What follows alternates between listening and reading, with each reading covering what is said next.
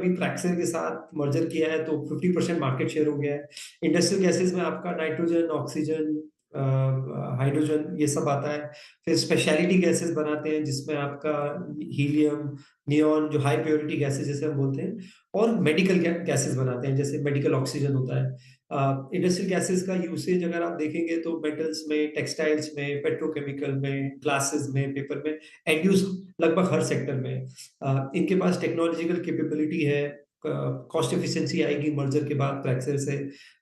बहुत अच्छा इनका इकोसिस्टम है और इस सेगमेंट में काफ़ी हाई एंट्री बैरियर है क्योंकि ये बड़ा हाई प्रिसिजन एक तरीके से बहुत ही टेक्निकल सेक्टर है।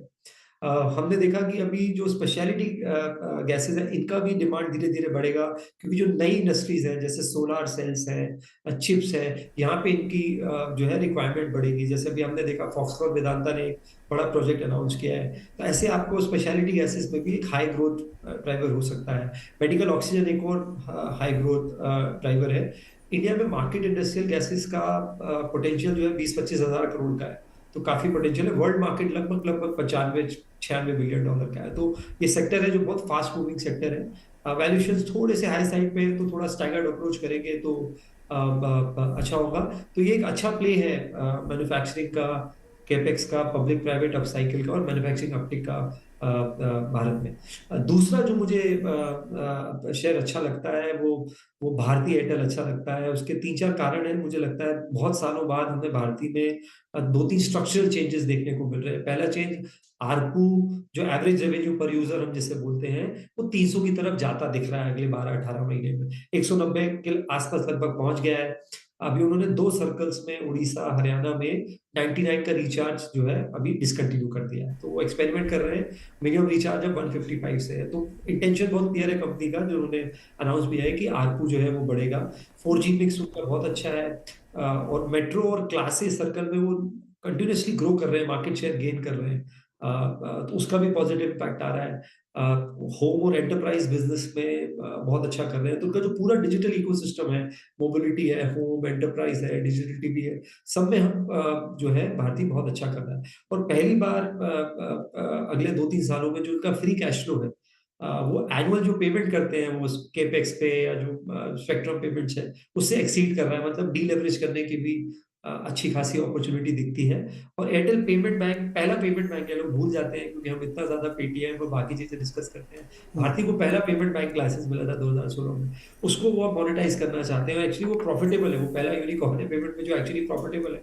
1000 करोड़ के रेवेन्यू में 10-12 करोड़ का पैट करता है। तो उससे मुझे लगता है और थोड़ा-सा री-रेटिंग होना चाहिए।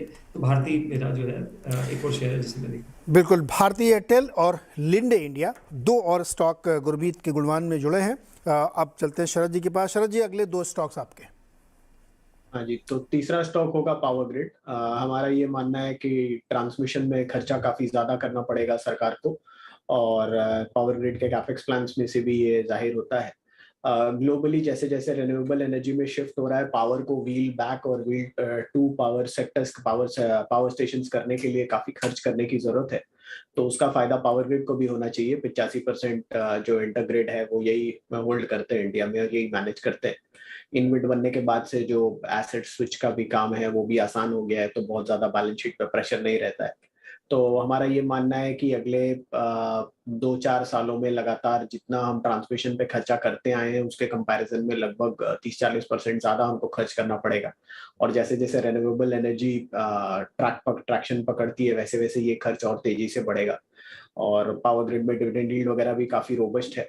तो हमारा ये मानना है कि 20-22 रुपए के आसपास की अर्निंग अगर कंजर्वेटिवली आती है बिना बहुत ज़्यादा ग्रोथ पकड़े भी, तो भी ये सेंटिमेंट इम्प्रूवमेंट के साथ-साथ स्टॉक को आइडियली 15 या 15 टाइम प्राइस टू अर्निंग या 2 टाइम प्राइस टू बुक पे ट्रेड करना चाहिए।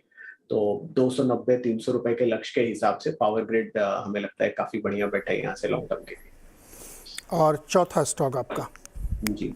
और चौथा स्टॉक होगा डॉक्टर रेड्डीज। मैं काफ़ी पॉजिटिव हूँ इस स्टॉक पे। जिस तरीके से कंपनी इंडिया बिजनेस पे फोकस कर रही है उस कंपनी को बहुत ज़्यादा फायदा उसमें से होना चाहिए। इंडिया बिजनेस में कंपैरेटिवली मार्जिन्स मच बेटर हैं और यूएस बिजनेस में ऑलरेडी सारी फार्मा कंपनीज को स्लो डाउन देखने मिल रहा है।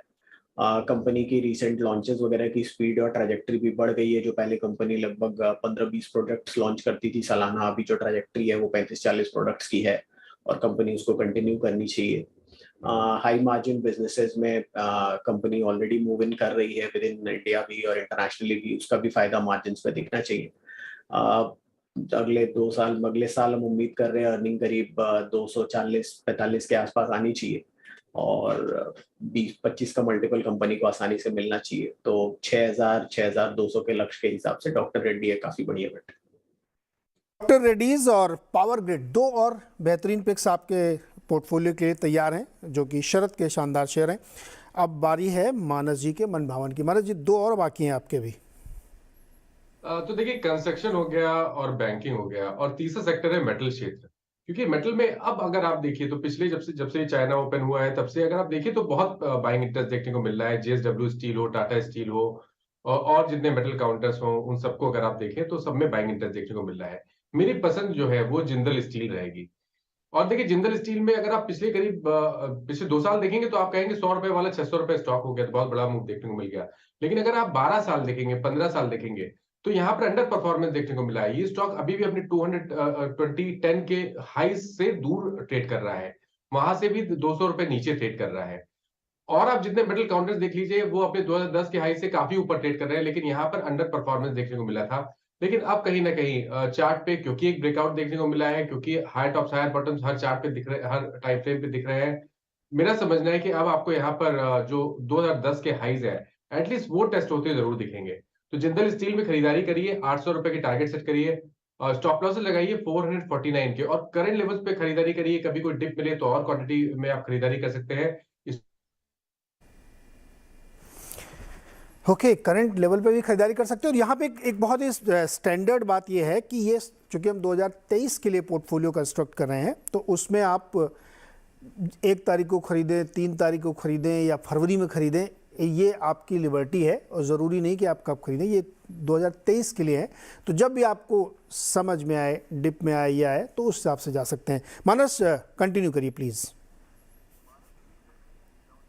अच्छा, मानस के साथ थोड़ी दिक्कत आ रही है, तो चलिए हम वापस एक बार शरद जी से एक सवाल पूछते हैं। शरद जी, ये जो पूरे मार्केट की हम लोग चर्चा कर रहे हैं, हमने आपके पिक्स ले लिए, मानस जी का एक बाकी है उसको भी हम लेंगे। क्या मार्केट में जब पोर्टफोलियो कंस्ट्रक्ट करने व्यक्ति जाता है या अपने स्टॉक में बनाता है, तो उसको ये देखना चाहिए क्या कि एंट्री हमको इस समय करनी है, या अगर आप 3 साल 5 साल के लिए ले रहे हैं तो आप उसको एवरेज आउट करके ले लीजिए या वन टाइम ले लीजिए? आपके हिसाब से क्या बेस्ट स्ट्रेटजी होती है? किसी ने मुझे बताया था कि अगर आप लमसम पैसे वाले इरादे में हैं तो जब बहुत तेज़ी से गिरे तो लीजिए, वरना वेट करिए 2 महीने। ऐसा भी करना चाहिए क्या? बहुत ही क्विक जवाब दीजिएगा। मेरे हिसाब से देखिए, वैल्यूएशन कंफर्ट देखना चाहिए रादर देन एक्यूट लेवल्स देखने के। अगर वैल्यूएशन में आपको मार्जिन ऑफ सेफ्टी दिख रहा है, जिस वैल्यूएशन बैंड में यूजुअली स्टॉक ट्रेड करता था उसके लोअर एंड पे मिल रहा है, तो यूजुअली बेटर पिक होती है। और उसमें ये भी दूसरी चीज देखनी चाहिए कि फ्यूचर ग्रोथ के हिसाब से जो पॉसिबल टारगेट्स आ रहे हैं उसमें अपसाइड कितनी है। अब किसी को 15% रिटर्न बहुत अच्छे लग सकते हैं और किसी को 40% सालाना भी कम लग सकते हैं, तो वो आपके एपेटाइट पे है कि आप खोज क्या रहे हैं। वैल्यूएशन मैटर करता है। शरद वापस आ गए हमारे साथ मानस जी। मानस जी बताइए। तो देखिए, अपोलो टायर्स की मैं बात कर रहा था, क्योंकि स्टॉक ने एक ब्रेकआउट दिया लॉन्ग टर्म चार्ट पे 2018 के हाईज के ऊपर अब ट्रेड करने लगा है। इसलिए मेरा समझना है कि यहाँ पर देखिए फर्क नहीं पड़ेगा। अगर ईवी में भी आपको बहुत ईवी व्हीकल्स बिकने लगते हैं तो टायर तो आपको लगाने ही पड़ेंगे। तो अपोलो टायर में बिल्कुल खरीदारी करनी चाहिए करंट लेवल्स पे। 249 का आपको स्टॉप लॉस रखना है, और मेरा समझना है कि कम से कम 500 रुपए तक के टारगेट्स आपको 2023 में देखने को मिल जाएंगे। तो टायर हो गया, स्टील हो गया, बैंक हो गया, एसी, घर, सब पूरा एक आपका जो है ना, आपके जीवन को डेली बेसिस पे जो चीज़ें टच कर रही हैं वो ये पोर्टफोलियो पूरा कंस्ट्रक्ट कर रही हैं। किसी ने मूवी से रिलेटेड कोई स्टॉक नहीं दिया। पीवीआर किसी को पसंद नहीं है? पीवीआर का पिक्चर देखने के फैन जरूर होंगे, लेकिन पीवीआर का कोई फैन नहीं है। तो चलिए, ये आपके सामने 4 स्टॉक्स हमारे 4 मेहमानों ने बताया कि जो आप 2023 में अपने पोर्टफोलियो के लिए रख सकते हैं। अब बारी आती है कि भाई नया साल है तो सब लोग एक संकल्प लेते हैं, तो मैं एक एक करके जान लेता हूँ कि क्या क्या संकल्प लिए हैं। गुरमीत जी, आपका क्या संकल्प है 2023 के लिए? प्लेज क्या किया आपने? सर फिटनेस पे थोड़ा और काम करना है। मैंने एक चीज़ अब रियलाइज़ की है कि बिना हेल्थ के वेल्थ का कोई फ़ायदा नहीं है। हाँ। तो ताकि अगर मैं थोड़ा फूडी हूँ, क्योंकि दिल्ली दिल्ली के रहने वाले हैं, तो और ठंड का टाइम है, तो हर चीज़ ज़्यादा खाई जाती है। तो फ़िटनेस पे बहुत ध्यान देना है मुझे। 2 हाफ मैराथन के लिए रजिस्टर करना है। पिछले साल मैंने 1 मैराथन करी थी, बट मुझे वापस से आना है। वापस से टेनिस रिज़्यूम करना है, एक स्पोर्ट पिकअप करना है, तो ये एक बहुत इम्पोर्टेंट प्लेज़ है। दूसरा, अपनी पैसिव इनकम, जो अल्टरनेट सोर्स ऑफ इनकम जिसे हम बोलते हैं, लेज़ी इनकम है, उसपे और काम करना है। मैं करता आया हूँ और काम करता रहूँगा, और ये अब चॉइस नहीं है, ये ज़रूरत है। अगर अगर आप एक स्ट्रेस फ्री और अच्छी ज़िंदगी जीना चाहते हैं, तो ये रोज़-रोज़ का मार्केट ट्रैक करना जो है, ये भी सेहत के लिए हानिकारक हो सकता है। तो अगर आपकी एक अच्छी पैसिव इनकम बने, और आप साथ, चाहे वो डिविडेंड के फॉर्म में हो, इंटरेस्ट इनकम के फॉर्म पे हो, उसपे एक मेरा ये 2 मेरे प्लेज रहेंगे। क्योंकि मैं मानता हूँ कि वेलनेस भी बहुत इक्वली इम्पोर्टेंट है, खाली एक्सआरआर और कैगर से कुछ नहीं होता है। इतने पैसे का क्या करेंगे गुरमीत